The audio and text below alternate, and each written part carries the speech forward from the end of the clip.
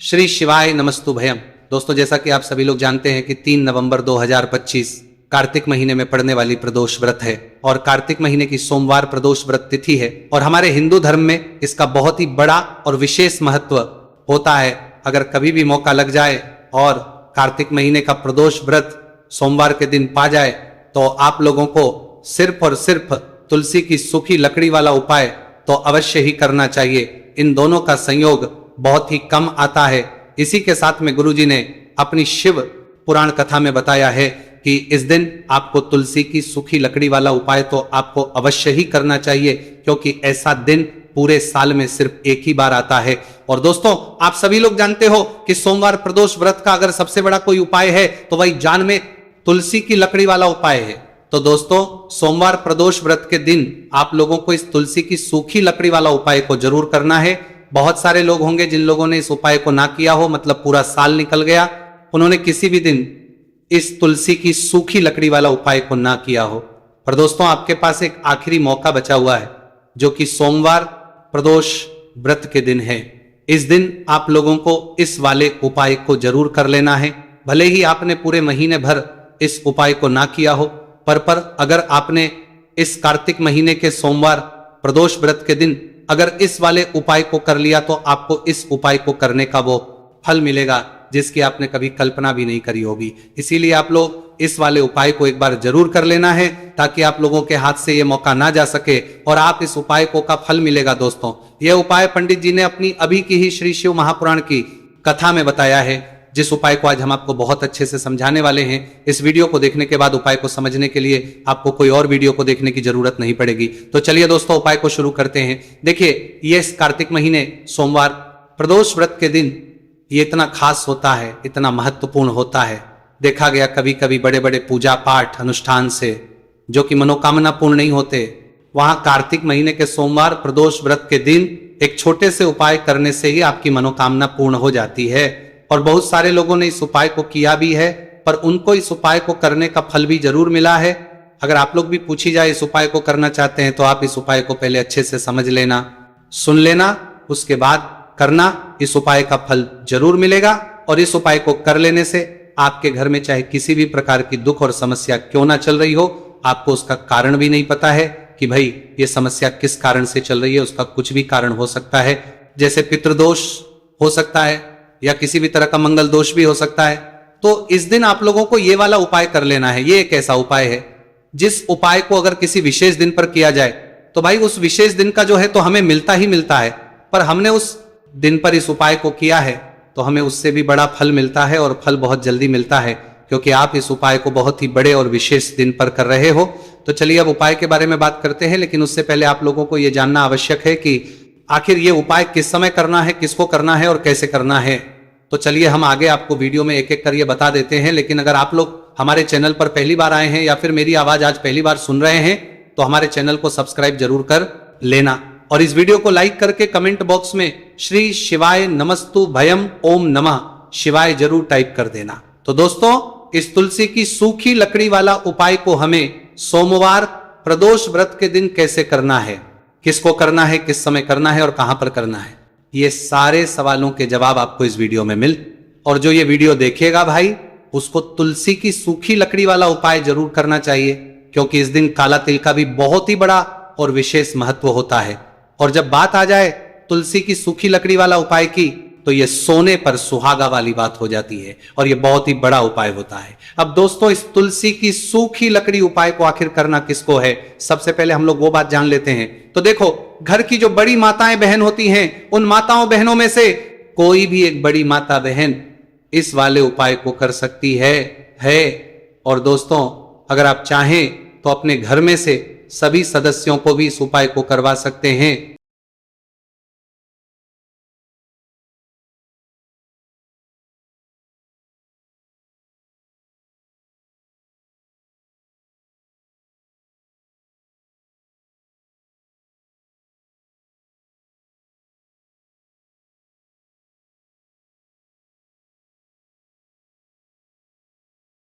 अगर किसी व्यक्ति की खुद की कोई मनोकामना है, खुद की कोई दुख और परेशानी है जो कि वो अपने लिए ही करना चाहता है इस वाले उपाय को, तो वो खुद अपने लिए भी कर सकता है। बाकी अगर कोई घर में से ऐसा है जो कि अपने पूरे घर परिवार के सुख और शांति के लिए ये वाला उपाय करना चाहता है तो भाई वो भी कर सकता है, हो सकता है, उसमें भी कोई दिक्कत नहीं है।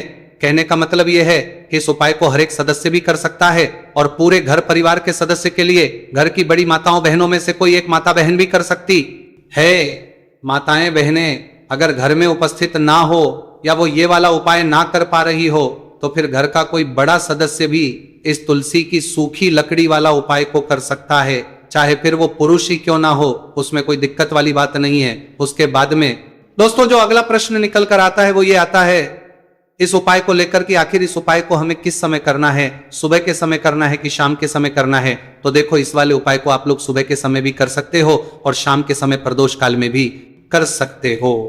अब अगर आप पूछो कि भाई साहब सबसे उत्तम समय कौन सा रहेगा इस तुलसी की सूखी लकड़ी वाला उपाय को करना है का, तो हम बस यही कहेंगे कि इस उपाय को आप सुबह के समय करेंगे तो ज्यादा बेहतर होगा।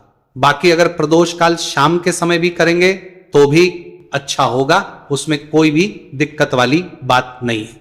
तो अब दोस्तों जो अगली सबसे बड़ी और महत्वपूर्ण बात आती है वो ये आती है कि सुबह अगर हम उपाय को करेंगे तो हमें कितने बजे से लेकर कितने बजे तक के बीच में करना है और शाम के समय प्रदोष काल में करेंगे तो हमें कितने बजे से लेकर कितने बजे के बीच में करना है। तो देखो सुबह जितनी जल्दी हो सके आप उपाय को करने की कोशिश करना। बाकी अगर किसी कारणवश लेट भी हो जाओ, थोड़ी देर भी हो जाए तो 10 या 11 बजे तक भी आप उपाय कर लेना, पर 12:00 बजे से ज्यादा देरी ना हो, ठीक है, इस बात का ध्यान रखना। उसके बाद में दोस्तों अगर शाम के समय प्रदोष काल की बात करें, प्रदोष काल का जो समय है होता है वह शाम के 6 बजे से शुरू हो जाता है। मतलब शाम 6 से लेकर 7 के बीच का जो समय होता है ये समय प्रदोष काल का समय होता है। तो आप इस उपाय को 7 या 8 बजे के बीच में भी कर सकते हो। मतलब शाम के 6 बजे से रात 8 बजे के बीच में आप कभी भी इस वाले उपाय को कर सकते हो, उसमें कोई भी दिक्कत वाली बात नहीं है। देखिए यदि हम किसी भी प्रकार के उपाय को निश्चित दिन और निश्चित तिथि पर करते हैं तो इसका हमें बहुत अधिक लाभ मिलता है और इन उपायों को करने के बाद हमारे जीवन में बहुत अधिक परिवर्तन है। साथ ही साथ ये जो उपाय आपके जीवन की सारी परेशानियों को और सारी बाधाओं को दूर करने वाले हैं। देखिए दोस्तों आज के इस पूरे ही वीडियो में हम आपको 3 चमत्कारिक उपाय बताने वाले हैं और ये तीनों ही उपाय बहुत ही खास और बहुत ही ज्यादा विशेष होने वाले हैं। तो चलिए दोस्तों जाने वाले हैं, लेते हैं गुरुजी द्वारा बताए गए सबसे पहले उपाय के बारे में। कार्तिक महाधन प्राप्ति उपाय, तुलसी की सूखी लकड़ी घर में रख देना, बहुत जल्दी करोड़पति बनोगे, पैसा पत्थर से बंधोरपति बनोगे, बरसेगा राधे धधे। दोस्तों आपको किसी भी दिन तुलसी की सूखी लकड़ी का उपाय घर पर करना है और ऐसा समझ लीजिए कि तुलसी की सूखी लकड़ी का ये उपाय आपको बहुत जल्दी करोड़पति बनाएगा, क्योंकि जो मेरी का महीना है ये श्री हरि विष्णु को सबसे प्रिय महीना है। तो देखिए स्कंद पुराण में आता है कि भगवान विष्णु को सबसे प्रिय अगर कोई महीना है तो वह कार्तिक का ही महीना है और कार्तिक के महीने में तुलसी के उपाय रातों रात आपके भाग्य को चमकाते हैं। ऐसे में आज की वीडियो में हम आपको तुलसी के ऐसे उपाय बताने जा रहे हैं जो रातों रात आपका भाग्य चमकाएंगे और बहुत जल्दी आपको महाधनी बनाएंगे। तो देखिए श्री हरि विष्णु प्रसन्न होते हैं जब भी आप माँ तुलसी से जुड़ा हुआ कोई भी उपाय करते हैं। माँ लक्ष्मी प्रसन्न होती है जब आप श्री हरि विष्णु को प्रसन्न करते हैं। अब आज की वीडियो में जो उपाय हम आपको जा रहे हैं, इस उपाय को करने से श्री हरि विष्णु तुरंत प्रसन्न होते हैं और सीधे सीधे आपको माँ लक्ष्मी को प्रसन्न कर लेते हैं। आपके जीवन में आप खुद अपने सौभाग्य को प्रसन्न कर लेते हैं, प्राप्त कर लेते हैं इस छोटे से उपाय को करके। तो देखिए सबसे पहले बात कर लेते हैं कि जो माँ तुलसी है इनके बिना श्री हरि विष्णु का पूजन और श्री हरि विष्णु का भोग दोनों ही अधूरे हैं। जब भी हम श्री हरि विष्णु को भोग कराते हैं, उनको भोग लगाते हैं, उसमें हम तुलसी दल जरूर डालते हैं। एक पत्ता डालेंगे लेकिन तुलसी दल जरूर डालते हैं, क्योंकि बिना तुलसी दल के श्री हरि विष्णु कोई भी भोग स्वीकार नहीं करते हैं। और कार्तिक के महीने में तुलसी का पूजन करने से व्यक्ति को सौभाग्य की प्राप्ति होती है, उसके घर में कभी निर्धनता नहीं आती है। देखिए सबसे पहले तो आपको कार्तिक के महीने में एक हरा भरा तुलसी का पौधा अपने घर में लगाना चाहिए। अगर पहले से आपके घर में तुलसी का हरा भरा पौधा है तो बहुत उत्तम है, अगर नहीं है तो कार्तिक के महीने के लिए महीने में एक तुलसी जी का पौधा आपको कार्तिक के महीने में जरूर लेकर आ, क्योंकि सबसे श्रेष्ठ महीना है तुलसी के पौधे को अपने घर में लाकर लगाने के लिए। दूसरी चीज की देखिए, कार्तिक के महीने में या उससे पहले आपके घर में तुलसी जी का पौधा सूख गया है, और अगर तुलसी का पौधा आपके घर में सूखा हुआ है तो उससे कौन उपाय है जो आप करके रातों रात अपने भाग्य को चमका सकते हैं। तो देखिए अगर आपके घर में तुलसी जी का सूखा हुआ पौधा है, इसमें आपको हरे भरे पौधे से उपाय नहीं करना। आपके घर में तुलसी जी का अगर सूखा हुआ पौधा है, उसी से आप उपाय करेंगे, इस चीज का ध्यान रखेंगे। तो देखिए अगर तुलसी जी का पौधा सूख गया है तो आपको क्या करना है, छोटी छोटी टहनियां लेनी है, गिन करके 7 टहनियां, ठीक है ना। कितनी टहनियां लेंगे? 7 टहनियां लेंगे। थोड़ा सा मौली धागा आपको लेना है और 7 तुलसी की सूखी लकड़ी को एक के अपने अंदर एक यानी गट्ठा टाइप का बनाना है और उसको बांध देना है, ठीक है ना। सारी तुलसी की लकड़ियों को इकट्ठा करना है और मौली धागे से बांध देना है। बांध देंगे कलावा लपेटकर। अब आपको क्या करना है, रोली का इस तुलसी की सूखी लकड़ी पर आपको करना है, रोली का तिलक करेंगे। अगर चंदन है तो थोड़ा सा चंदन लगा दीजिए। अब ये तुलसी की जो सूखी लकड़ी है, ये आपको थोड़ी देर अपने घर के मंदिर में रखनी है, श्री हरि विष्णु के सामने। और एक देसी घी का दीपक आपको श्री हरि विष्णु के सामने लगाना है। दीपक गोलबाती का लगाएंगे और उसमें एक चुटकी पिसी हुई हल्दी डाल देंगे, ठीक है ना। श्री हरि विष्णु को हल्दी बहुत प्रिय दीपक लगा देंगे। थोड़ी देर बाद जो तुलसी की लकड़ियां हैं उनको ऐसे ही रखा रहने देंगे, तिलक कर देंगे। अब थोड़ी देर बाद आपको क्या करना है, तुलसी की वो जो सूखी लकड़ी बांधी थी कलावे से, मोली धागे से, अब आपको उन्हें उठाना है। एक छोटे से लाल कपड़े में आप इसको रख लीजिए, ठीक है ना। लाल कपड़े में रख लीजिए, पीला कपड़ा हो तो पीले कपड़े में रख लीजिए। रखने के बाद आपको क्या करना है, इसकी पोटली टाइप की बना देनी है। धागे से लपेट कर मोली धागे से पोटली बना लीजिए, आराम से बंध जाती है। अब इस पोटली को आपको कहां रखना है, इसे आपको अपने घर के मुख्य द्वार पर टांगना है, ठीक है ना। अंदर की तरफ मुख्य द्वार पर अंदर की तरफ टांग दीजिए और मां लक्ष्मी का ध्यान करिए, श्री हरि विष्णु का ध्यान करिए, उनसे प्रार्थना करिए कि हे धन की देवी महालक्ष्मी, आप मेरे घर में पधारिए और अपनी कृपा मुझ पर बरसाइए। इस तरह से आपको प्रार्थना करनी है और मंत्री बोलना है, ओम नमो भगवते वासुदेवाय नमः 11 बार ये मंत्र बोलना है। एक दीपक आपको जिस दिन भी उपाय कर रहे हैं अपने घर के मुख्य द्वार पर प्रज्वलित करना है। चौमुखी दीपक, 4 बाती का दीपक लगाएंगे और थोड़ी सी हल्दी उस दीपक में भी डाल देंगे। मुख्य द्वार पर दीपक बाहर की तरफ लगाना है, सीधे हाथ पर, ठीक है ना। ये उपाय वैशाख में आप करिए और देखिए कि कैसे आप महाकरोड़पति बनते हैं, कैसे आपके पास पैसा आता है और कैसे आपके पास पैसा रुकता है। तो ये वही उपाय है जो रातों रात आपके भाग्य को चमकाएगा और आपको महाधनी बनाएगा। छोटा सा उपाय आपको महाकरोड़पति बनाएगा, आपके बाद करोड़पति है बनते बनाया गया है देगा। अगर सच्ची श्रद्धा से आपने इस उपाय को कर लिया। साथ ही साथ कार्तिक के महीने में अगर कोई जूते का दान कर देता है, जूते चप्पलों का कोई दान कर दे, इस माह में तो समझ लीजिए उसे हर वो वस्तु मिलती है जिसकी वो कल्पना करता है, जिसकी वो चाहता है। आपने अगर कुछ ऐसा सोचा है कि हाँ मुझे ये वस्तु या मुझे ये चीज मिल जाए, मेरी ये इच्छा पूरी हो जाए, आपकी कोई भी इच्छा अधूरी है, पूरी नहीं हो रही, तो कार्तिक माह में आप चाहे किसी एक व्यक्ति को दान करें, जूते या चप्पल का दान जरूर करेंगे और फिर देखिए कि आपका भाग्य कैसे आपका साथ देता है और कैसे आप अपने जीवन में आगे बढ़ते चले जाते हैं। तो बहुत अच्छे से उपाय आपको बताया है। अब हम बात करते हैं दूसरे विशेष उपाय की। देखिए ये उपाय भी तुलसी जी के पौधे के वहां पर करना है। आपके भाग्य का उदय करने के लिए आपके घर में धन सम परेशानियां हैं, कर्ज की समस्या अगर दिन पर दिन बढ़ती जा रही है, खत्म नहीं हो रही है, बहुत ज्यादा परेशानियां हैं, तो आपको ये उपाय करना चाहिए। देखो करना क्या है, बहुत ध्यान से समझना। आपको मात्र तांबे के पात्र के अंदर जल लेना है, उस जल के अंदर एक चुटकी आपको हल्दी मिला देनी है, ठीक है। और साथ में लेना है एक कमल गट्टा। या केवल उपाय कार्तिक सोमवार प्रदोष व्रत के दिन करना है। अगर आपको ऐसा लगता है कि आपके जीवन में अष्टलक्ष्मी का वास नहीं है, भाग्य का साथ आपको नहीं मिल पा रहा है, तो आप ये उपाय शनिवार के दिन कर सकते हैं, सोमवार प्रदोष व्रत के दिन भी कर सकते हैं, ठीक है। शनिवार सोमवार दोनों दिन आप ये उपाय कर सकते हैं। देखो करना क्या है, इस जल के पात्र के अंदर हल्दी डाली और एक कमल गट्टा डाला। अब आपको तुलसी जी के वहां पर जाना है। देखिए जब आप हल्दी डालोगे जल के पात्र के अंदर, तब आपको ओम नमो भगवते वासुदेवाय का 11 बार जाप करना है, फिर हल्दी डालना है।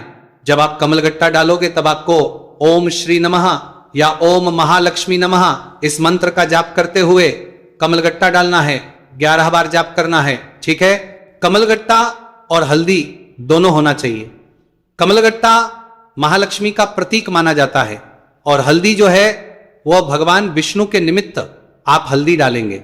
ठीक है, इस जल को आपको तुलसी जी की जड़ में अर्पित करना है।